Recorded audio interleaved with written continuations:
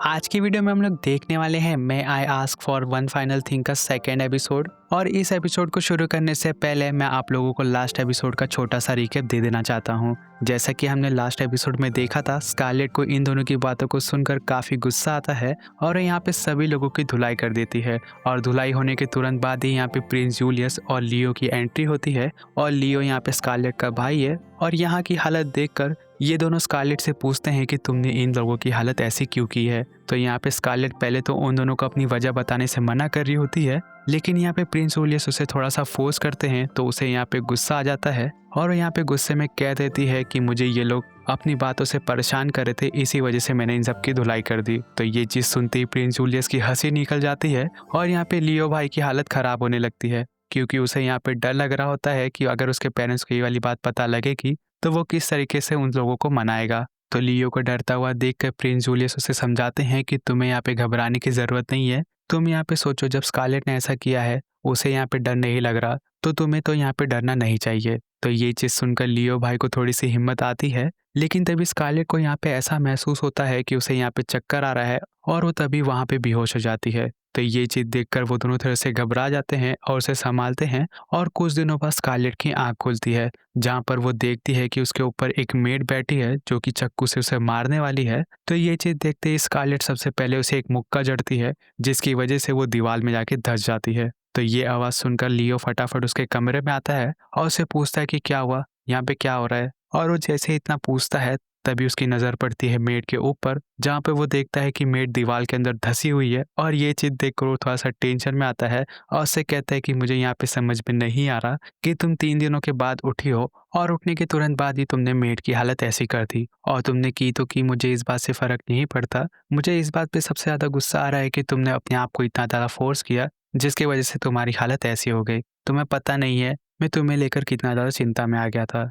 तो ये चीज़ सुनकर स्कारलेट को यहाँ पे काफ़ी बुरा लगता है और वो अपने भाई से माफ़ी मांगती है। और गाइस, आप लोग भी प्लीज़ मुझे माफ़ कर देना अगर मैंने इसे बीच में कभी भी बंदी बोल दिया या फिर और कुछ बोल दिया, तो इस चीज़ को समझना, क्योंकि मेरी भावनाएं भी कभी कभार बाहर आ जाती है। लेकिन एनीवे, इसी तरीके से सीन थोड़ा और आगे बढ़ता है, जहाँ पे स्कारलेट के फुल्ली रिकवर हो जाने के बाद ये तीनों आपस में बैठ के बात कर रहे होते हैं, जहाँ पर प्रिंस जूलियस हमारी बंदी से कहता है कि तुम्हें पता है स्कारलेट, तुम्हारी ऐसी हरकतों की वजह से यहाँ पे बहुत सारा प्रॉब्लम हो चुका है और इसकी वजह से तुम्हारे फादर भी प्रॉब्लम में आ चुके हैं। लेकिन यहाँ पे तुम चिंता मत करो, तुम्हारे यहाँ पे कोई भी अकेली गलती नहीं है, यहाँ पे प्रिंस कायल की भी गलती है। क्योंकि हमें ये पता लगा है कि प्रिंस कायल बहुत सारे लैंड को अपने नाम पर लिखवाने वाले थे और उनका साथ देने के लिए बहुत सारे बड़े बड़े लोग भी थे, जैसे कि गवर्नमेंट ऑफिसर, रॉयल फैमिली के मेंबर्स और इवन यहाँ पे प्राइम मिनिस्टर भी उसका साथ दे रहे थे। और अगर यहाँ पे तुम सोच ही रहोगे कि मुझे ये सारी इन्फॉर्मेशन कहाँ से मिली, तो यहाँ पर उन सभी लोगों को एक बंदे ने एक्सपोज किया है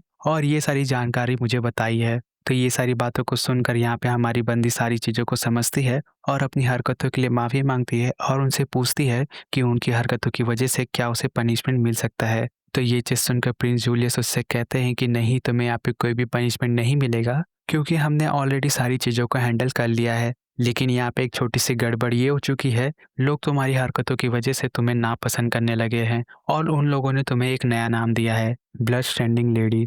तो ये चीज़ सुनकर हमारी बंदी को इस बात से कोई भी फ़र्क नहीं पड़ता, लेकिन लियो भाई को इस बात से काफ़ी ज़्यादा प्रॉब्लम होती है। और ये चीज़ बताने के बाद प्रिंस जूलियस वापस से कहते हैं कि तुम्हें पता है, जब से हमें इस सारी चीज़ों के बारे में पता लगा है, तब से हमने एक नया ऑर्गेनाइजेशन क्रिएट किया है ताकि हम इन सभी लोगों को पकड़ सके और इन सबको रिप्लेस कर सके। और तुम्हें ये चीज़ जानकर काफ़ी खुशी होगी कि इस ऑर्गेनाइजेशन का हेड और कोई नहीं, तुम्हारा बड़ा भाई है। तो ये चीज़ जानकर स्कारलेट कहती है कि आपको ऐसा नहीं लग रहा कि जब से ये ऑर्गेनाइजेशन क्रिएट हुआ है तब से मेरा बड़ा भाई कुछ ज़्यादा ही काम कर रहा है। तो ये चीज़ सुनकर प्रिंस जूलियस कहते हैं कि नहीं, तुम यहाँ पे गलत समझ रही हो, सभी लोग अपने अपने हिसाब से काम कर रहे हैं। और वो इतना कहकर फिर से कहते हैं कि तुम्हें पता है, जिस बंदे ने प्राइम मिनिस्टर को एक्सपोज किया है वो बंदा अभी हमारे साथ ही है।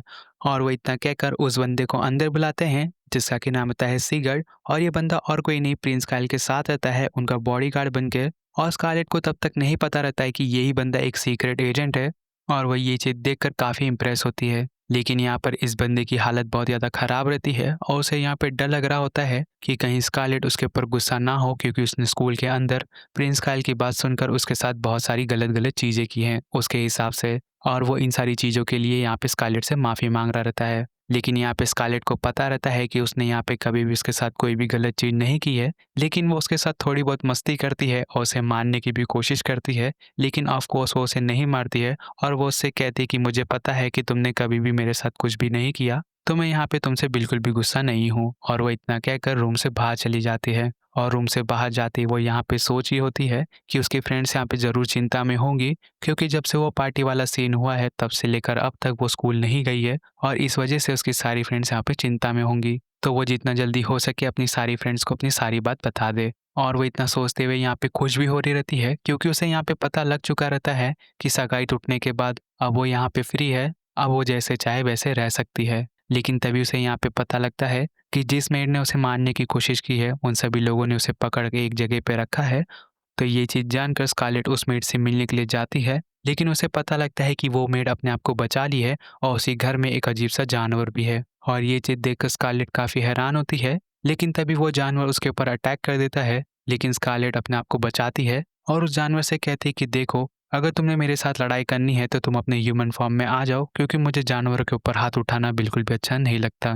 तो ये चीज़ सुनकर वो जानवर वापस अपने ह्यूमन फॉर्म में आता है और ये चीज़ देखकर स्कारलेट काफ़ी हैरान होती है कि वो जो मेड रहती है वो एक्चुअल में लड़की नहीं लड़का रहता है और उसके शरीर के ऊपर एक अजीब सा मार्क है जो कि स्लेव्स के ऊपर रहता है। तो ये चीज़ देखकर स्कारलेट उससे पूछती है कि क्या तुम किसी के स्लेव हो? तो ये चीज़ सुनकर वो लड़का कहता है कि हाँ, मैं हूँ यहाँ पे स्लेव और मेरे मास्टर ने मुझे ऑर्डर दिया है तुम्हें मारने का, तो मैं उस ऑर्डर को ज़रूर पूरा करके रहूँगा। और अगर तुम्हें यहाँ पे बुरा लग रहा है कि मैं स्लेव हूँ, तो तुम मुझे यहाँ पे फ्री कर दो और तुम्हें जो भी जानना रहेगा मैं तुम्हें सारी बात सच-सच बता दूँगा। तो ये चीज़ सुनकर स्कारलेट थोड़ी-सी खुश होती है और उससे कहती है कि चलो ठीक है, मैं तुम्हें यहाँ पे फ्री कर देती हूँ। और वो इतना कहकर उसका हाथ पकड़ के उसे ज़मीन पे गिराती है और अपनी पावर की मदद से उस स्कार्फ को धीरे-धीरे गायब करने लगती है। और जब वो अपनी पावर का इस्तेमाल कर रही होती है, तब वो यहाँ पे सोचती है कि इस धरती के ऊपर बहुत सारे भगवानों ने जन्म लिया है और उन्हीं सारे भगवानों के अंश हम सभी लोग हैं। लेकिन यहाँ पे किसी को भी पता नहीं है कि उनके पास बहुत सारी स्पेशल पावर है, और जिन लोगों को पता है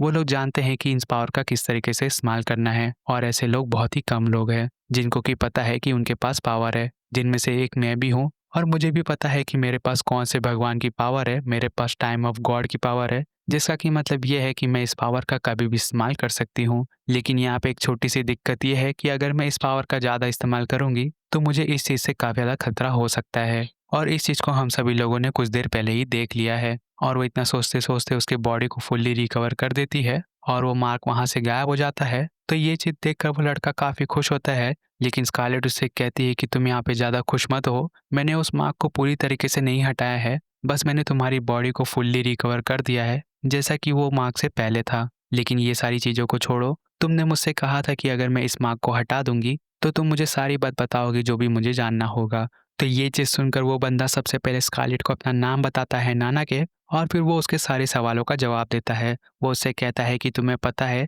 मेरे जैसे लोगों को बहुत सारे लोग पकड़ते हैं, वो लोग एक गैंग वाले हैं, और हम लोगों को पकड़ने के बाद वो लोग किसी बड़े आदमी को हमको बेच देते हैं, और वो बड़ा आदमी हमें किसी और के घर पे भेजता है ताकि हम लोग उनके ऊपर नज़र रख सके और सारी इन्फॉर्मेशन उन तक पहुँचा सके। और अगर हम लोग उनकी बात नहीं मानेंगे तो वो लोग हमारे परिवार वालों को नुकसान पहुँचा सकते हैं। तो इसी की वजह से हम लोगों को उनकी बात माननी पड़ती है। और रही बात तुम्हें मानने की, कि मैं तुम्हें मारने की कोशिश क्यों कर रहा था, तुम्हें पता है तुमने पार्टी में किसी एक बंदे की धुलाई की थी और उसी बंदे ने मुझे यहाँ पे भेजा था, तो उसने मुझे ऑर्डर दिया है तुम्हें मारने का, तो मैं इसी की वजह से तुम्हें यहाँ पे मारने की कोशिश कर रहा था। लेकिन अब मैं तुम्हें मारने की कोशिश नहीं करूँगा, क्योंकि तुमने मुझे उसके चंगुल से बचा लिया है, और मुझे इस बात से काफ़ी ज़्यादा बुरा लगता है कि मैं तो यहाँ पे बच गया हूँ, लेकिन मेरे जैसे बहुत सारे लोग हैं, वो लोग अभी तक नहीं बच पाए हैं। लेकिन मैं यहाँ पे चाहता हूँ कि मैं यहाँ पे कुछ तो करूँ ताकि वो लोग भी यहाँ पे बच जाए। लेकिन अनफॉर्च्यूनेटली मैं यहाँ पे कुछ भी नहीं कर सकता हूँ। तो ये चीज़ सुनकर स्कारलेट काफ़ी हैरान होती है और उससे पूछती है कि चलो ठीक है, मुझे खाली एक सवाल का जवाब और दे दो। क्या तुम्हें पता है कि तुम्हें किन लोगों ने पकड़ा था? तुम्हें उन लोगों का लोकेशन पता है? तो ये बात सुनकर नाना के उससे कहता है कि मुझे उस जगह के बारे में तो एकदम अच्छे से नहीं पता, लेकिन मुझे एक जगह के बारे में पता है। जिस बंदे ने मुझे पकड़ा था वो बंदा उस जगह पे महीने में एक बार आता है, और अभी हमारे पास टाइम है क्योंकि वो बंदा उस जगह पे आने वाला है। तो ये चीज़ सुनकर स्कारलेट काफ़ी खुश होती है और उससे कहती है कि चलो ठीक है, अब मेरे पास मौका है, मैं उस बंदे को आराम से अच्छे से धोऊँगी और सारी इन्फॉर्मेशन आराम से निकलवा लूँगी। तो ये चीज़ सुनकर नाना के काफ़ी हैरान होता है और उससे कहता है कि तुम्हें मार-पिटाई पे इतना ज़्यादा ऑब्सेस्ड क्यों है? तो ये बात सुनकर स्कारलेट कहती है कि हाँ, मुझे पता है कि मुझे हर जगह पे वायलेंस नहीं करना चाहिए, लेकिन मैं खाली उन्हीं लोगों को मारती हूँ जो लोग मुझे गुस्सा दिलाते हैं। तो ये चीज़ सुनकर नाना के वहाँ पे शांत हो जाता है, लेकिन वो आखिरी में उससे रिक्वेस्ट करता है कि वो भी उसके साथ चलना चाहता है। तो ये चीज़ देखकर स्कारलेट उसे अपने साथ आने के लिए हाँ कह देती है और उसे कहती है कि जो भी अभी हमारे बीच में बात हुई है, अभी बस हम दोनों के बीच में ही रहनी चाहिए। और वो जैसे इतना कहती है तभी हम देखते हैं घर के बाहर से प्रिंस जूलियस इन दोनों की बात सुन रहे होते हैं और फिर इसी तरीके से सीन थोड़ा और आगे बढ़ता है। जहाँ पे जब ये दोनों उस बंदे से मिलने के लिए जा रहे होते हैं जो कि एक्चुअल में एक मिडल मैन होता है और अगर ये दोनों उस मिडल मैन से बात करेंगे तो उन्हें बहुत सारा इन्फॉर्मेशन मिल जाएगा। लेकिन तभी हम देखते हैं कि स्कारलेट ने एक अजीब सा पत्थर अपने हाथ में पकड़ा रहता है जो कि एक्चुअल में उसने खरीदा रहता है और इस चीज़ के ऊपर भी नाना के यहाँ पे कमेंट कर रहा होता है कि तुम यहाँ पे बहुत ही अजीब हो, तुम्हें इतना ज़्यादा महंगा प्राइस इस पत्थर के लिए पे नहीं करना चाहिए था। तो ये चीज़ सुनकर हमारी बंदी कहती है कि तुम्हें नहीं पता, लेकिन ये पत्थर मेरे लिए बहुत ज़्यादा इम्पोर्टेंट है। और वो दोनों इसी चीज़ को लेकर यहाँ पे बातचीत कर रहे होते हैं। तभी यहाँ पे प्रिंस जूलियस भी उन्हें जॉइन करते हैं और वो कहते हैं कि मैं भी तुम दोनों के साथ आ रहा हूँ क्योंकि मुझे पता लगा है कि तुम दोनों भी उसी बंदे से मिलने के लिए जा रहे हो जिस बंदे से मैं मिलना चाहता हूँ, क्योंकि मुझे पता लगा है अगर मैं उस बंदे से मिलूंगा तो मुझे बहुत सारा इन्फॉर्मेशन बहुत ही आसानी से मिल जाएगा। तो प्रिंस जूलियस को अपने साथ आता हुआ देखकर हमारी बंदी को अच्छा तो नहीं लगता, लेकिन वो उन्हें कुछ भी नहीं कहती और वो उनके साथ जाने लगती है। लेकिन तभी वहाँ पे 4-5 गुंडे आ जाते हैं और वो लोग यहाँ पे स्कारलेट का मजाक उड़ाते हैं क्योंकि उसने एक अजीब सा पत्थर खरीदा होता है। तो ये चीज़ सुनकर स्कारलेट को काफ़ी गुस्सा आता है और वो अपने हाथ से ही उस पत्थर को तोड़ देती है और फिर उन सभी लोगों से मिडलमैन के बारे में पूछती है क्योंकि ये लोग वॉक करते हुए उस मिडलमैन के एरिया पे पहुंच चुके रहते हैं और ये लोग जितने भी आदमी लोग हैं ये लोग उसी मिडलमैन के लिए काम करते हैं। लेकिन उस मिडलमैन का नाम सुनते ही ये लोग यहाँ पे मुकर जाते हैं और कहते हैं कि हमें इस आदमी के बारे में नहीं पता। और ये चीज़ जैसे स्कारलेट सुनती है तभी उसे और गुस्सा आता है और वो यहाँ पे सभी लोगों की पिटाई करने लगती है और 4 लोगों को डाउन करने के बाद वो जैसे आखिरी वाले बंदे को मारने वाली होती है तभी वो बंदा डरते हुए उसे मिडलमैन के बारे में बता देता है। तो ये चीज़ सुनकर स्कारलेट उसे थैंक यू करती है और फिर उसे भी डाउन कर देती है और सभी लोगों के डाउन हो जाने के बाद यहाँ पे स्कारलेट को काफ़ी अच्छा लगता है। लेकिन यहाँ पे प्रिंस जूलियस उससे कहते हैं कि देखो अभी हमें जब मिडलमैन के बारे में पता लग चुका है तो मैं इस बार जाकर बात करूंगा और मैं सारा इन्फॉर्मेशन लेकर आऊँगा। तो इस बात पे ये बंदा पूरी तरीके से एग्री करता है क्योंकि वो जानता है कि अगर स्कारलेट जाएगी तो वो पक्का कुछ ना कुछ मार-धाड़ करते ही रहेगी।